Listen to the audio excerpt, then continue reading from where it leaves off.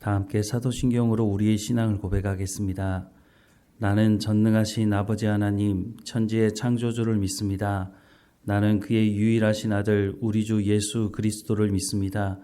그는 성령으로 잉태되어 동정녀 마리아에게서 나시고 본디오 빌라도에게 고난을 받아 십자가에 못 박혀 죽으시고 장사된 지 사흘 만에 죽은 자 가운데서 다시 살아나셨으며 하늘에 오르시어 전능하신 아버지 하나님 우편에 앉아 계시다가 거기로부터 살아있는 자와 죽은 자를 심판하러 오십니다.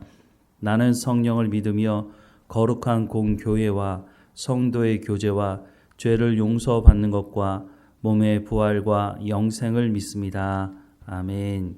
찬송가 300장 함께 찬양하겠습니다. 찬송가 300장 함께 찬양하겠습니다. 내 맘이 낙심되며 근심에 눌릴 때 주께서 내게 오사 위로해 주시네. 가는 길 캄캄하고 괴로움 많으나 주께서 함께하며 내 짐을 지시네. 그 은혜가 내게 족하네. 그 은혜가 족하네. 이 괴로운 세상 지날 때 그 은혜가 족하네. 희망이 사라지고 친구 날 버릴 때 주 내게 속삭이며 새 희망 주시네. 싸움이 맹렬하여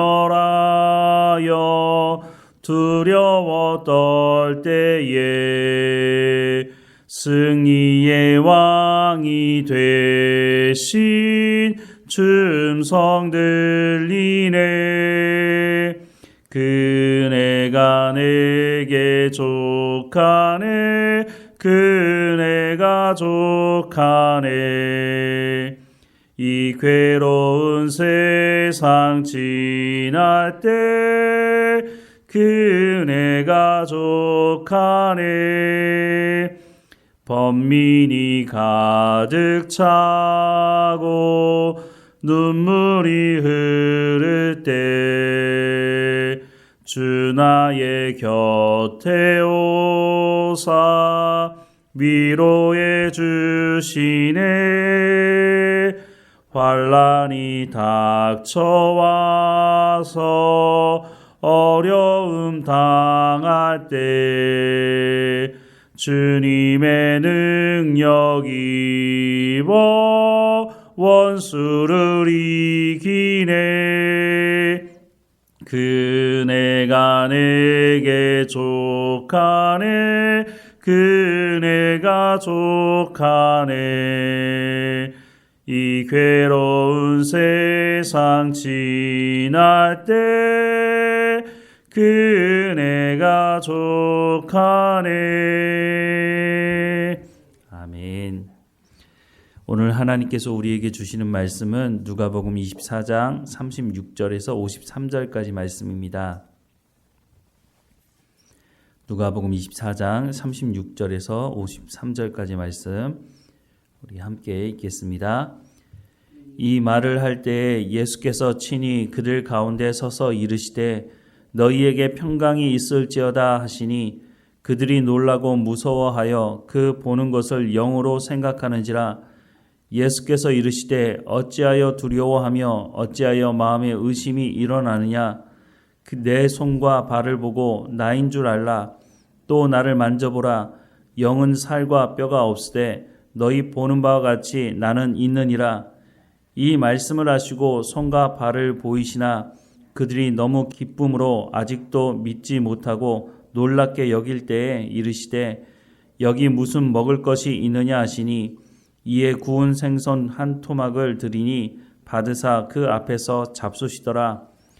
또 이르시되 내가 너희와 함께 있을 때에 너희에게 말한 바 곧 모세의 율법과 선지자의 글과 시편에 나를 가리켜 기록된 모든 것이 이루어져야 하리라 한 말이 이것이라 하시고 이에 그들의 마음을 열어 성경을 깨닫게 하시고 또 이르시되 이같이 그리스도가 고난을 받고 제3일에 죽은 자 가운데서 살아날 것과 또 그의 이름으로 죄 사함을 받게 하는 회개가 예루살렘에서 시작하여 모든 족속에게 전파될 것이 기록되었으니 너희는 이 모든 일의 증인이라.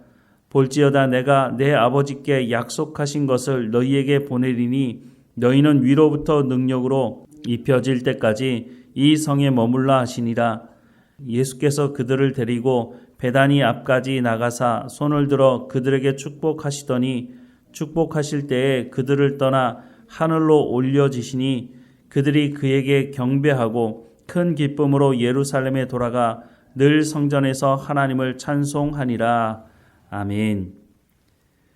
예수님께서 부활하신 첫날에 여자들이 예수님께서 부활하셨다는 소식을 전했지만 제자들은 믿지 않았었습니다.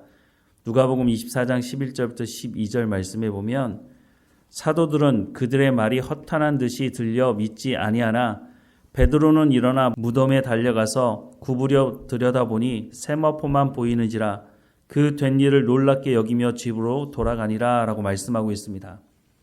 예수님의 부활의 소식을 들었지만 누구도 예수님의 부활의 소식을 받아들이지 못했습니다. 처음에 막달라 마리아도 누군가 예수님의 시신을 도둑질해 갔다라고 생각을 하고 말을 했었습니다. 제자들의 생각도 크게 다르지 않았던 것 같습니다. 베드로가 예수님의 빈 무덤을 확인하고 이게 어떻게 된 일인가? 부활하셨다는 그 믿음을 갖지 못하고 누군가 시신을 도둑질해 간 것이 아닌가 하는 의심을 가지고 돌아갔던 것으로 보입니다. 그 누구도 예수님의 부활을 믿지 않았죠. 이것이 제자들의 연약함이고 또 오늘 우리의 연약함이기도 하다는 생각을 합니다. 그리고 나서 이번에는 엠마오로 가는 두 제자에게 예수님께서 직접 나타나셔서 함께 만나시고 하나님의 말씀을 전하셨죠. 누가복음 24장 25절부터 27절 말씀에 보면 이르시되 미련하고 선지자들이 말한 모든 것을 마음에 더디 믿는 자들이여 그리스도가 이런 고난을 받고 자기의 영광에 들어가야 할 것이 아니냐 하시고 이에 모세와 모든 선지자의 글로 시작하여 모든 성경에 쓴 바 자기에 관한 것을 자세히 설명하시니라 라고 말씀을 하고 있습니다. 이때만 하더라도 제자들은 예수님을 알아차리지 못했습니다. 그리고 예수님과 함께 식사할 때 이들의 눈이 밝아져서 예수님을 알아차리게 됐죠. 누가복음 24장 30절에서 32절 말씀에 보면 그들과 함께 음식 잡수실 때에 떡을 가지사 축사하시고 떼어 그들에게 주시니 그들의 눈이 밝아져 그인 줄 알아보더니 예수는 그들에게 보이지 아니하시는지라. 그들이 서로 말하되 길에서 우리에게 말씀하시고 우리에게 성경을 풀어주실 때에 우리 속에서 마음이 뜨겁지 아니하더냐라고 말하고 있습니다. 이러고 나서 오늘 본문에 보니까 예수님께서 제자들을 찾아오셨습니다. 36절 이하의 말씀을 보면 이 말을 할 때에 예수께서 친히 그들 가운데 서서 이르시되 너희에게 평강이 있을지어다 하시니 그들이 놀라고 무서워하여 그 보는 것을 영으로 생각하는지라. 예수께서 이르시되 어찌하여 두려워하며 어찌하여 마음에 의심이 일어나느냐. 내 손과 발을 보고 나인 줄 알라. 또 나를 만져보라. 영은 살과 뼈가 없으되 너희 보는 바와 같이 나는 있느니라. 이 말씀을 하시고 손과 발을 보이시나 그들이 너무 기쁨으로 아직도 믿지 못하고 놀랍게 여길 때에 이르시되 여기 무슨 먹을 것이 있느냐 하시니 이에 구운 생선 한 토막을 드리니 받으사 그 앞에서 잡수시더라 라고 말씀합니다. 처음에 예수님을 만난 제자들은 야, 예수님의 영이 오셨다 라고 생각을 했다고 말씀하고 있습니다. 오늘 우리가 예수님의 부활하신 모습을 우리가 정확하게 알 수 없으니 잘 모르겠지만 분명한 것은 예수님께서 부활하시기 전과 부활하신 후의 모습이 다른 모습이었다고 하는 것을 성경을 통해서 어느 정도 알 수 있습니다. 첫 번째로는 문이 닫혀져 있는데 예수님께서 그 벽을 통과해서 들어오셨다는 겁니다.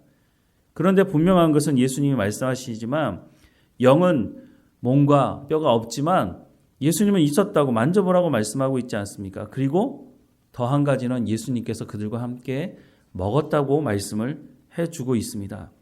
또 막달라 마리아가 부활하신 예수님을 만났을 때에 예수님을 알아보지 못했던 것을 보면 예수님이 부활하신 이후에 그 모습이 부활하시기 전과 좀 다른 모습을 가지고 있었다는 것을 추측해 볼 수 있습니다.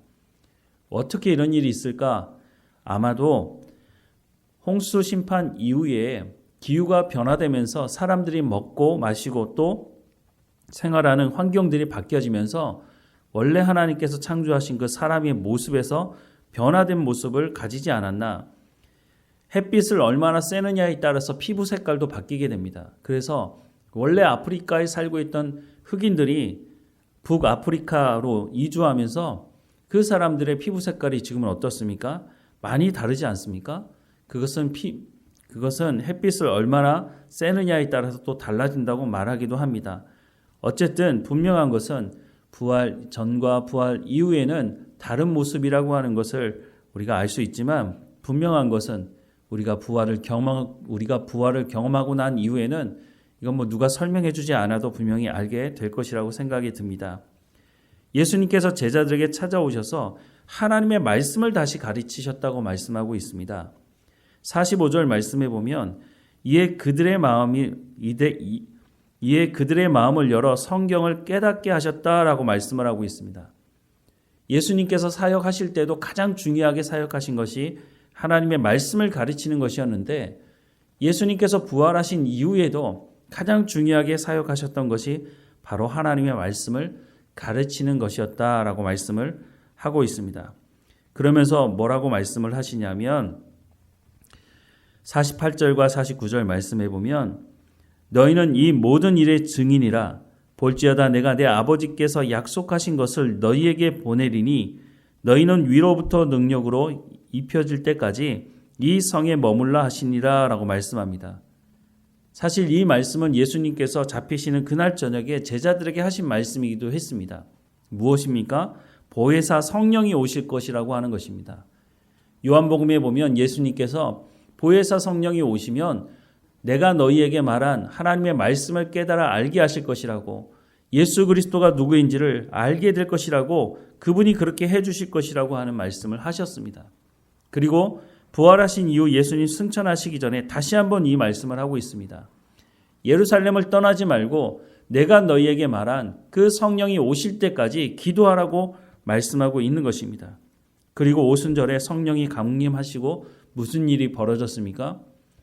이전에는 문을 닫고 집 안에 있던 제자들이 문을 열고 나가서 예수님이 바로 그리스도라고 우리를 구원하실 분이라고 주 예수 그리스도를 믿으면 구원받을 수 있다고 하는 복음을 선포하는 일이 벌어지게 됩니다.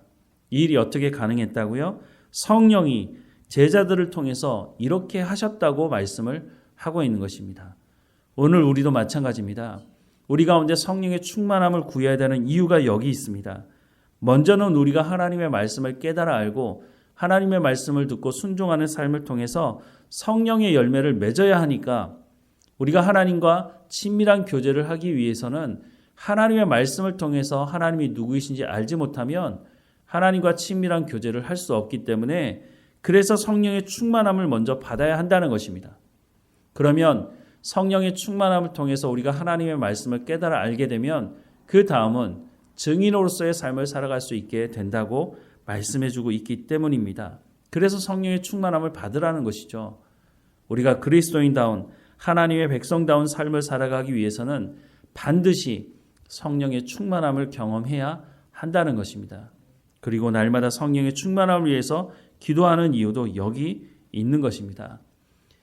사랑하는 여러분, 우리가 하나님의 말씀에 부름받은 사람이고 또한 하나님의 백성으로 살아갈 사람이고 우리를 통해서 복음이 증거되도록 하나님 부르셨다고 말씀하고 있으니 그에 합당한 삶을 살아갈 수 있도록 우리의 힘과 능력으로는 이것을 감당하기는 어렵습니다. 제자들이 예수님의 부활의 소식을 들었음에도 불구하고 이전에도 예수님께서 부활하실 것에 대한 말씀을 하셨음에도 불구하고 그 누구도 믿지 못했습니다. 하지만 성령이 임하자 이 모든 것이 깨달아 알게 되었고 하나님의 말씀을 증거하는 증인으로서의 삶을 살아갔던 것을 우리가 기억하며 오늘도 성령의 충만함을 구하며 살아가는 우리의 삶이 되기를 주님의 이름으로 축원합니다. 기도하겠습니다. 사랑하는 하나님, 구하는 자에게 성령을 주시겠다고 약속하신 하나님의 말씀을 감사하고 찬양합니다. 하나님, 그래서 간절히 구하는 것은 우리 각 사람에게 성령의 충만함을 허락해 주옵소서. 우리가 하나님의 말씀을 대면할 때 그 말씀이 깨달아져 알게 하시고 그 말씀을 또한 살아내게 하셔서 성령의 열매를 맺어가게 하시고 이로 인해서 하나님과 더 친밀한 교제 가운데 거룩한 삶 가운데로 나아갈 수 있도록 하나님이 인도해 주옵소서. 혼란스럽고 유혹이 넘치는 이 땅에서 우리가 하나님의 말씀을 온전히 붙들고 살아갈 수 있도록 오늘도 성령의 충만함을 우리 가운데 허락해 주시고 하나님의 말씀과 동행하는 삶을 살아갈 수 있도록 은혜를 허락해 주옵소서. 진리가 너희를 자유케 하리라고 말씀하시는데 그 참 자유가 무엇인지를 맛보며 살아가는 우리의 삶이 될 수 있도록 세상이 줄 수 없는 평안함을 주시겠다고 약속하신 그 평안함을 누리며 살아갈 수 있도록 우리 가운데 은혜를 베풀어 주옵소서. 어느 곳에 있든지 우리가 증인으로서의 삶을 살아갈 수 있도록 우리의 언어와 우리의 손과 발을 주님 주관해 주셔서 하나님의 영광이 우리의 삶을 통해서 드러날 수 있도록 은혜를 허락해 주옵소서. 우리의 자녀를 어느 곳에 있든지 우리 가운데 말씀하시는 그 하나님께서 우리의 자녀들에게도 말씀해 주시고 그 말씀을 듣고 하나님과 동행하는 삶을 살아갈 수 있도록 성령께서 그 마음을 열어주셔서 하나님의 말씀을 깨달아 알 수 있도록 은혜를 허락해 주옵소서. 하나님, 모든 가족이 함께 모여 하나님을 예배할 수 있도록 예배하는 공동체로 하나님 부르셨으니 그에 합당한 삶을 살아갈 수 있도록 하나님 인도해 주옵소서. 늘 우리와 함께 하시는 하나님께 감사하고 예수님의 이름으로 기도드립니다. 아멘. 하늘에 계신 우리 아버지, 아버지의 이름을 거룩하게 하시며 아버지의 나라가 오게 하시며 아버지의 뜻이 하늘에서와 같이 땅에서도 이루어지게 하소서. 오늘 우리에게 일용할 양식을 주시고 우리가 우리에게 잘못한 사람을 용서하여 준 것 같이 우리 죄를 용서하여 주시고 우리를 시험에 빠지지 않게 하시고 악에서 구하소서. 나라와 권능과 영광이 영원히 아버지의 것입니다. 아멘.